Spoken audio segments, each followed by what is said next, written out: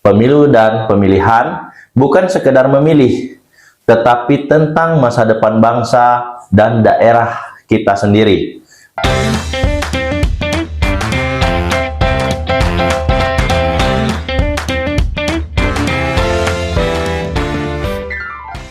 Halo sahabat Bawaslu dimanapun Anda berada, senang sekali saya Alfredo Simamura dapat menemani sahabat sekalian dalam acara BAD Podcast, Bincang Demokrasi, Podcast Bawaslu Kabupaten Lebong. Podcast ini didedikasikan kepada sahabat sekalian sebagai bentuk pelayanan informasi kepemiluan dan hukum dari Bawaslu Kabupaten Lebong. Dalam podcast kita kali ini, kita akan membahas tema review kegiatan Bawaslu Kabupaten Lebong dalam pelaksanaan pemilu dan pemilihan serentak tahun 2024. Pastinya sahabat sekalian penasaran nih, siapa yang akan menjadi narasumber kita kali ini. Langsung saja telah hadir bersama kita anggota Bawaslu Kabupaten Lebong dan juga sebagai koordinator HPPH Bapak Renaldo Saputro. Selamat pagi Pak Kordip. Selamat pagi, Fredo. Bagaimana kabarnya hari ini Pak? Alhamdulillah baik. Ada istilah nih Pak, untuk sahabat Bawaslu, tak kenal maka tak sayang. Boleh diceritakan sedikit Pak terkait background dan latar belakangnya di bidang kepemiluan sendiri? Dengan senang hati saya akan berbagi pengalaman saya di dunia kepemiluan. Pengalaman saya ini bisa dibilang dari bawah ke atas bottom up. Yang mana pada tahun 2014, kalau tidak salah ingat, saya menjadi anggota panitia pemungutan suara di tingkat desa. Saat itu kami bertugas dalam pemilihan legislatif. Kemudian di tahun 2015, itu saya kembali dipercaya Pak Fredo menjadi penyelenggara, naik setingkat menjadi panitia pemilihan kecamatan atau PPK. Di sana saya diberi amanah sebagai ketua PPK. Pengalaman ini tentu memberi tantangan dan pembelajaran yang sangat berharga bagi saya secara pribadi. Selanjutnya Pak Fredo, itu di tahun 2020 juga, pada saat itu pemilihan kepala daerah serentak, yang mana saya kembali bergabung menjadi anggota PPK. Melanjutkan kontribusi saya dalam menyukseskan pesta demokrasi yang ada pada saat itu. Kemudian yang terakhir di tingkat kecamatan pada tahun 2022 saya mencoba mendaftar untuk menjadi pengawas kecamatan, yang mana saya alhamdulillah terpilih menjadi ketua Panwascam pada saat itu dalam pemilu serentak tahun 2024. Jadi singkat cerita Pak Fredo, alhamdulillah berkat pengalaman yang secara bertahap berjenjang ini, saya mendapatkan kesempatan untuk mengemban amanah sebagai anggota Bawaslu hingga saat sekarang ini. Jadi bisa dibilang perjalanan saya di dunia kepemiluan ini dimulai dari tingkat yang paling bawah. Saya percaya segala sesuatu yang kita kerjakan dengan ikhlas dan sungguh-sungguh, insya Allah akan menjadi jalan bagi kita untuk menjadi lebih baik lagi ke depannya. Mungkin seperti itu Pak Fredo. Baik Pak Kordi, jadi seperti itu ya sahabat Bawaslu sekalian. Ternyata pengalaman Bapak ini sudah paket lengkap ini sahabat, mulai dari penyelenggara sampai menjadi pengawas.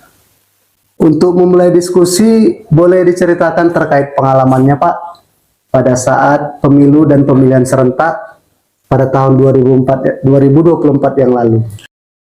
Pengalaman saya pada saat pemilu dan pemilihan kemarin sungguh sangat luar biasa, terutama melihat antusiasme masyarakat secara umum yang sangat tinggi di Kabupaten Lebong, yang mana menunjukkan bahwa semangat berdemokrasi semakin kuat.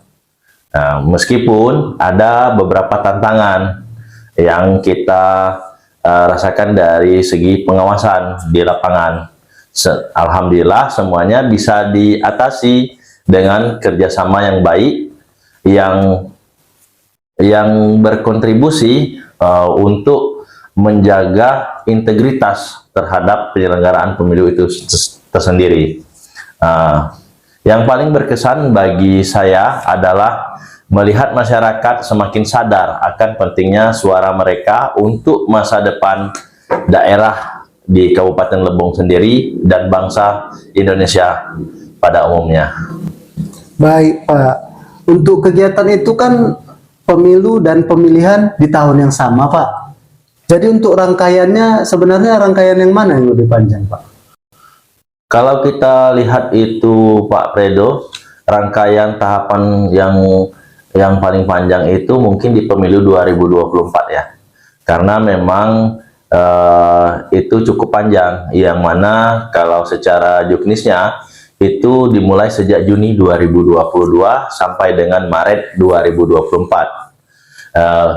Bagi kita di Bawaslu, masa yang paling panjang ini menjadi ruang penting untuk memastikan setiap tahapan itu berjalan sesuai dengan aturan dan berintegritas, mulai dari pendaftaran peserta, kampanye, hingga rekapitulasi hasil. Bawaslu hadir di setiap proses, melakukan pengawasan, pencegahan, penindakan, agar pemilu benar-benar terlaksana secara jujur, adil, serta mencerminkan kedaulatan rakyat. Mungkin seperti itu Pak Fredo. Baik Pak, dari penjelasan Bapak tadi, kalau terkait pelanggaran yang terjadi Pak, di kegiatan mana Pak sering terjadi? Kalau kita lihat di lapangan berdasarkan pengalaman, justru pelanggaran yang lebih banyak terjadi itu pada saat pada saat pilkada.